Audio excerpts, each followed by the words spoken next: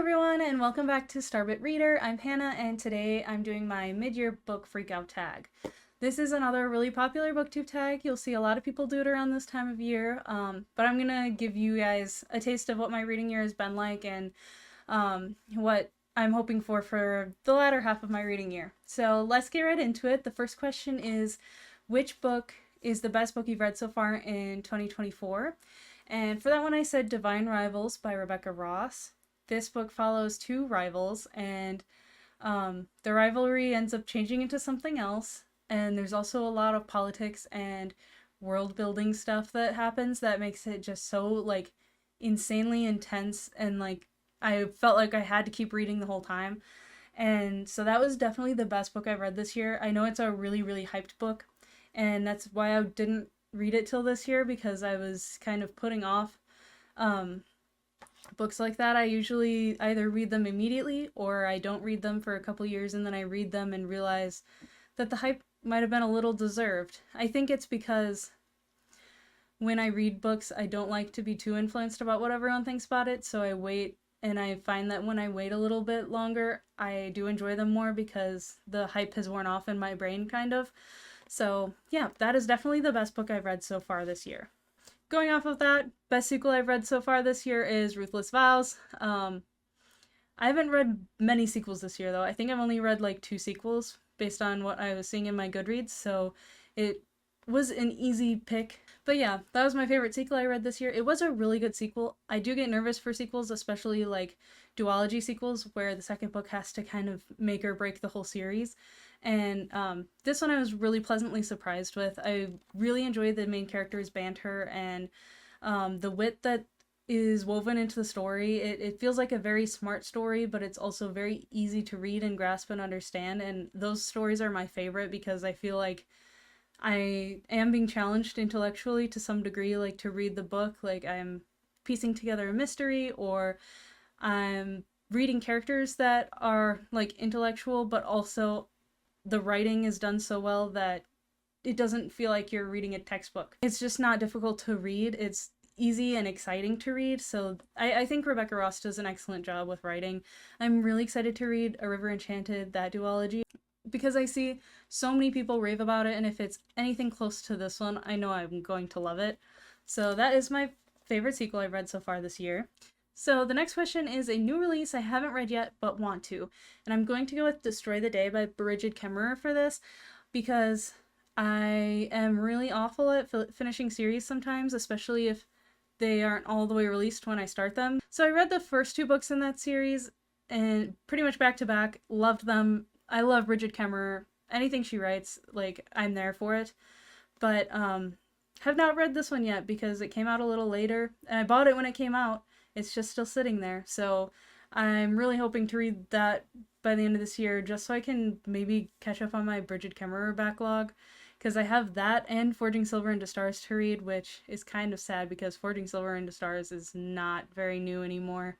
But those 2 are kind of some books that I'm hoping to read before the end of the year, so hopefully I get to that. Although I do have a lot of books on my favorites shelves that are like by my favorite authors that I do need to get to, so there's kind of a long line. I don't know where they fall in the line yet, so we'll see what happens, but I'm really hoping to read Destroy the Day before the end of the year. So my most anticipated release for the end of 2024 is Spectacular by Stephanie Garber. It is a novella, I believe, for the Caraval series, and that is one of my favorite series of all time. Same with the Once Upon a Broken Heart series. Those, like, that world that she's built, I love it to pieces. It's one of my favorite fantasy worlds to escape into. I think she writes beautifully, and that kind of like imagery that she uses really inspires me as a writer, but also grips me as a reader. I like want to keep reading the story and being in this world. So even though it's just a novella, I'll probably finish it in like an hour. I am desperate to get my claws on this. So the next question is the biggest disappointment for 2024. I'm going to say The Fury by Alex Michaelides, and I'm saying that as someone who mildly enjoys his books, and I'll explain that. I know a lot of thriller readers who don't like Alex Michaelides because his books are very, like, the twist is predictable. I won't spoil anything for anyone, but when it gets to a certain point in the book where the key players are revealed and you don't know who did it yet, but you know the main people, you kind of can figure out what happened. I personally don't think that there's anything wrong with writing that way. I think authors can get caught up on writing for the audience, so they're trying to like outwit thousands of people that are going to be reading their book. And it doesn't work when you try to do that. You kind of have to write the story how the story wants to be written. He's not trying to make it impossible to figure out, he's just trying to make it a good story. And I think he does that pretty well in his books, but I think that each of his books have gotten a little bit less to my liking. I liked The Silent Patient.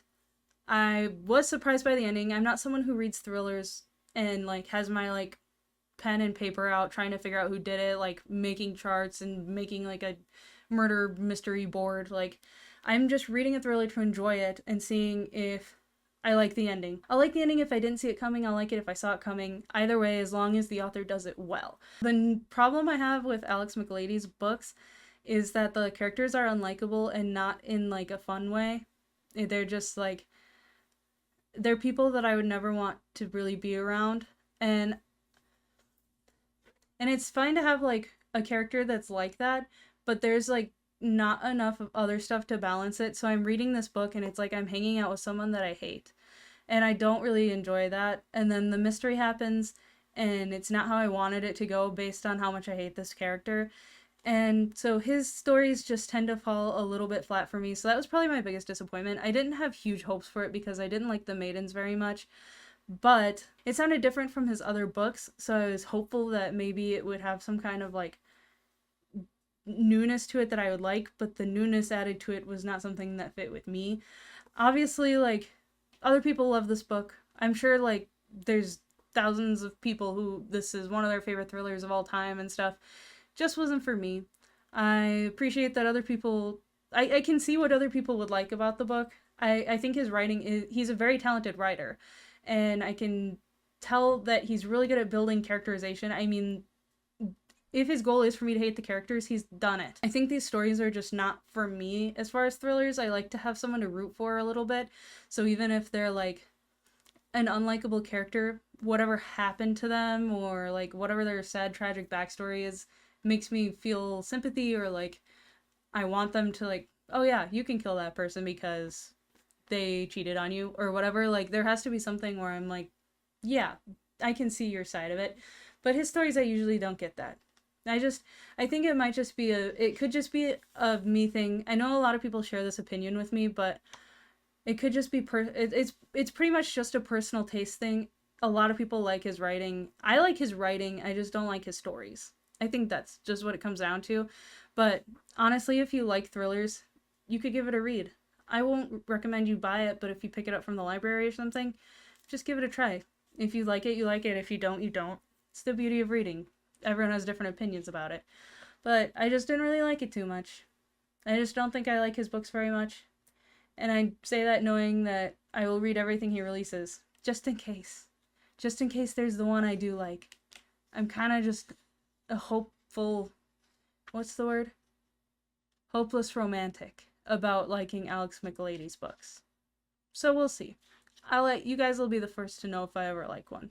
So the next question is the book that was the biggest surprise, and I will say The Heartless Hunter by Kristen Cicerelli. I am not sure if this is her debut, I don't really remember, but it's the first time I've heard of her and the first time I've picked up one of her books. It was excellent. I loved this book. It's a fantasy book and it follows someone who, it's basically like forbidden romance kind of fantasy. Someone's in the police and he's looking for this girl. The girl is like trying to date someone in the police so that she like has the intel that she needs to keep doing the thing she's doing. And it's that kind of a romance, but that's the subplot. It's also like a fantasy book where the main character is a witch and she's trying to go undetected and she dates a witch hunter.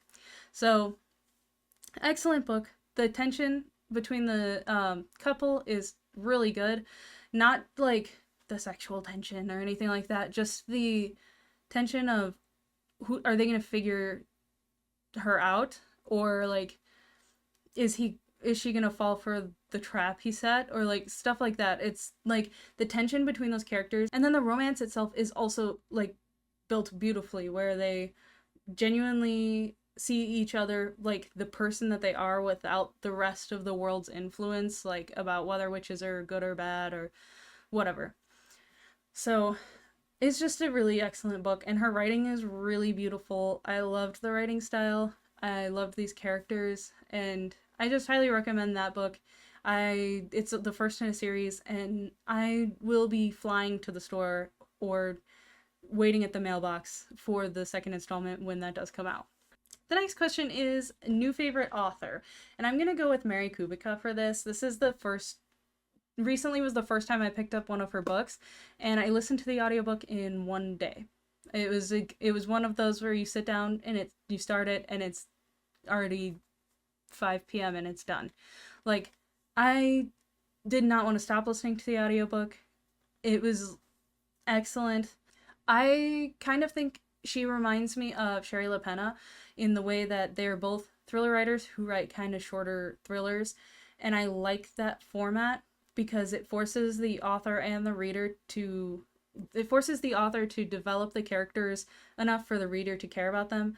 And so then the reader going into it gets bum rushed with kind of all of this information, and then all the information starts to click. And it doesn't give you a chance to kind of solve it, or like you're sitting there for 10 chapters waiting to see if like one of the characters is going to get caught or whatever. It's like it's boom boom boom kind of a book, and I really enjoyed. I read Just the Nicest Couple, and I'm going to talk about it in my wrap up because it was in my TBR, but it was really, really good. And so she's one of my new favorite authors. I'll be collecting more of her books. I think thrillers, I usually once I've read them, I sell them or give them away because I already know the ending, and it's not like I want to go back into that world because it's like the real world usually. So I will probably rent them from the library, but that is an author I will be continuing to read. The next question is new favorite character. And I'm going to go with Emily Wilde from Emily Wilde's Encyclopedia of Fairies by Heather Fawcett. I read the first one. At this point, I haven't started the second one, but I hope to soon. And I love her character. She's very, like, in her own head, and I connect with the way that she doesn't connect with people too well. Like, I am doing better at it myself, but I can totally feel the, like, awkwardness of not knowing what someone is expecting of you, and you just don't know because you haven't experienced reaching out to people in that way for as much time as everyone else has. As someone who grew up really shy, I wasn't super focused on connecting with people, and so that made it more difficult for me to do so later on, and I can totally relate to Emily and her struggles with that. I relate to her, and I liked her character a lot. I sympathized with her, and I felt like I was on the adventure with her. And so I really enjoyed that book, and I really enjoy her character, and I can't wait to see what she gets up to in the next 2 books. Next question is a book that made you cry. The book that made me cry most recently was People We Meet on Vacation by Emily Henry. I cried violently. I was at work. I was trying to do my little things on the computer, and I was like tears pouring down my face. I don't know why I had that reaction. It is a romance. There were hard-hitting parts, but I think just the topics that she touched on in this book, where it was like, you're out of school now, or you reached your goal that you had your whole life, now what? Is something I can completely relate to right now in my life. That's kind of part of why I started this channel, is like I'm trying to figure out what I want to do next and what my personal goals are, because in school they teach you the only goal is like do good in school and graduate. Now I don't have anything else that I was like hoping to do. So anyway, this book just I related to it a lot, not knowing how interested the other is, and kind of feeling the fear that you're in over your head when you don't know if the other person wants this relationship at all. And like, I don't relate to that as much romantically, but with like just friendships and things like that, I always get the feeling like maybe I'm too into this and like I need to calm down or like whatever. I really enjoyed this book. It like connected with me on a lot of different levels, and they're so cute, this couple. They are so perfect for each other, and the stuff that he would say to her and she would say to him, I think that was part of what had me absolutely bawling. Maybe I'm just like a sappy girl, but I was crying. I cried about the sad parts, I cried about the happy parts. I was crying. This was cry book. The next question is a book that made you happy, and I'm going to actually go with my current read because I'm kicking my feet and squealing reading this book. It is The Rom-Commers by Katherine Center. Katherine Center and Emily Henry are my favorite romance authors. I don't read anyone else pretty much, and if I do, I'm usually like, that was okay. It was a romance story. Katherine Center somehow writes the most wholesome romance ever, and like the way that she makes the characters interact, the way that she builds the scene, I don't even know if how anything in Hollywood works. I believe every word Katherine Center has written about like how screenwriting works and Hollywood and all of that. Like I literally believe it because of how she wrote it to be so believable. I really enjoy her writing. If she like told us these people are actually real and I just watched them and wrote their story down, I'd be like, that's true.